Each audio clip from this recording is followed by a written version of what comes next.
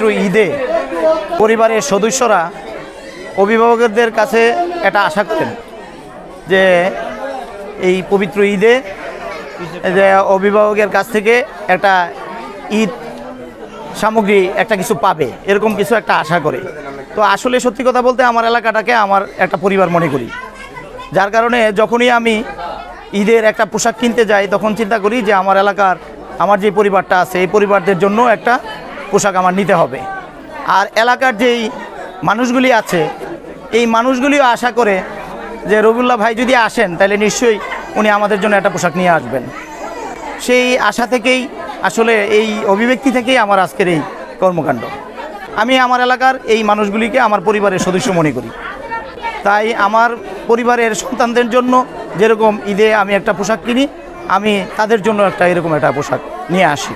আপনারা খেয়াল করলে দেখতে পাবেন যে অনেকেই বিভিন্ন এই ঈদ উপলক্ষে বিভিন্ন কাপড় চোপড় বিতরণ করে, কিন্তু মানগতভাবে দেখবেন যে অনেক দুর্বল। কিন্তু আমি আমার পরিবারের মেম্বারদেরকে আমি যে কাপড়টা কিনে দিতাম আমি সেই মানের কাপড়টাই তাদের জন্য নিয়ে আসি। তো আপনারা দোয়া করবেন আমি যেন সবসময় তাদেরকে এইভাবে নিয়ে আমি যতদিন বেঁচে থাকি আমি যেন তাদেরকে নিয়ে এইভাবে ঈদ করতে পারি। এখানে কোনো সুনির্দিষ্ট কোয়ান্টিটি নাই, যারা আসবে সবাই পাবে। আমি তো দেওয়ার মতো কেউ না, আমার তো দেওয়ার কোনো ক্ষমতা নাই। আল্লাহ যদি আমাকে দিয়ে এই শাহিদারিটা করায় আমি এই শাহিদারিটা নিতে চাই এবং আমি করতে চাই আমি যতদিন বেঁচে থাকি। সবাইকে ঈদ মুবারক, সবাই ভালো থাকবেন। আমার নাতে যে কার্যক্রম করতেছে তা অত্যন্ত মূল্যবান বক্তব্য, আনন্দদায়ক উদ্যাপনা নিয়ে আমরা এই ফাংশন করতে আল্লাহর তাকে দীর্ঘায়ু কামনা করি।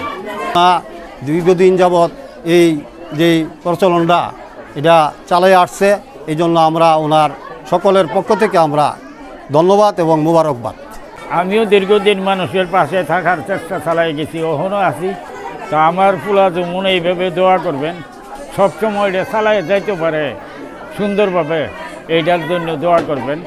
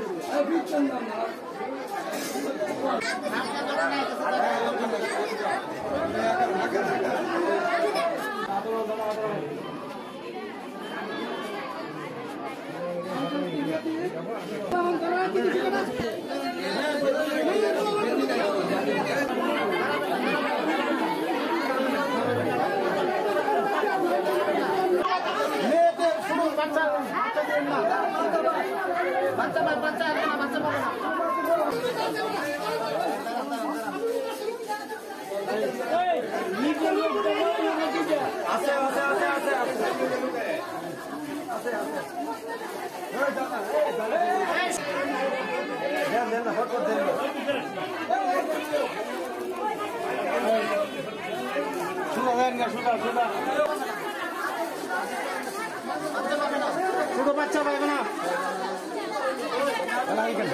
বাচ্চা পাবে না।